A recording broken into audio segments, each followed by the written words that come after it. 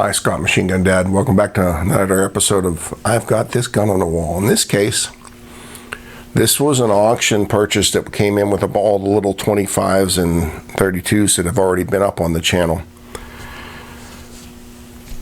I always wanted one of these pistols when they came out because, you know, it's the Llama. I think they call it the Model 15. And it looks like a 1911. It's single action. It's cocked and locked like a 1911, and it's a steel gun. I mean, it's a really good quality made gun. Let's zoom in. I'm going to show you some markings. I moved in close on the Llama. Here's your Llama, your Spanish proof marks.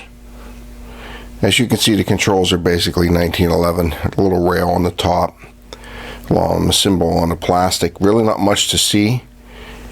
I'll flip it over and you can see the other side. On this side of the Llama, here's your import marks, serial number. There is no safety on this side. It's basically early, to me, kind of feels like a tiny version of a 1911, even though it doesn't use anything similar to a 1911 system inside. There is something I want to show you on the magazine. So I'll need to move up and I'll show you the magazine. I moved in on the magazine on the Llama 22. And my understanding is there are several versions of this gun. I've seen several different magazines. Sarco has the other style right now in stock. This style is quite expensive. You can tell it has the cuts in the front and of course the hole in the middle. What makes it neat is the loading assist pin or whatever, the over travel pin right here. Will go from side to side depending on which side is your strong hand, I guess. It's a pretty complex design for a magazine, but I don't see where it justifies how expensive it is. The new made ones by Triple K seem to hold more bullets, and Triple K doesn't have the best reputation for making magazines that work reliably. So I don't know if I'm ever going to buy another magazine for this gun. You just saw it up close.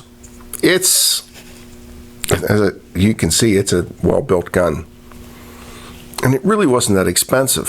So what's the problem with it? This is the problem. Factory magazines for this gun are anywhere from $80 to $100 a piece. I only paid like $250 for the whole gun. I'd buy 2 more magazines, I could buy another gun. So I'm having trouble finding extra magazines, so I only have 1 magazine. The gun itself, I really like. I would love to find more magazines, so when I have one of those days where I just want to shoot 22s, and I don't want to shoot my SIG 22 kit or my Beretta 22 kit or my Ruger, I want to shoot something different. There you go, I got something different. Right now I only have 1 magazine. So I've been sitting here bragging about how good it shoots. Let's take it outside and watch. You can watch me shoot it.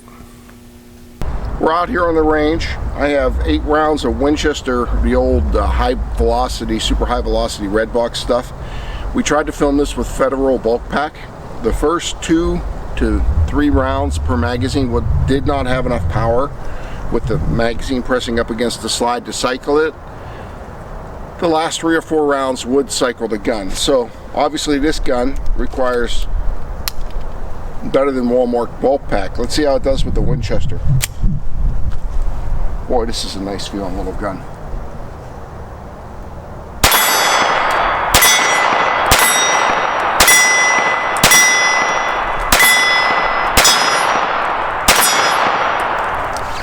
Wow, this is a nice gun. We're going to try something a little different. We're going to move in close and try to get you a close-up of the gun cycling. Give me a second.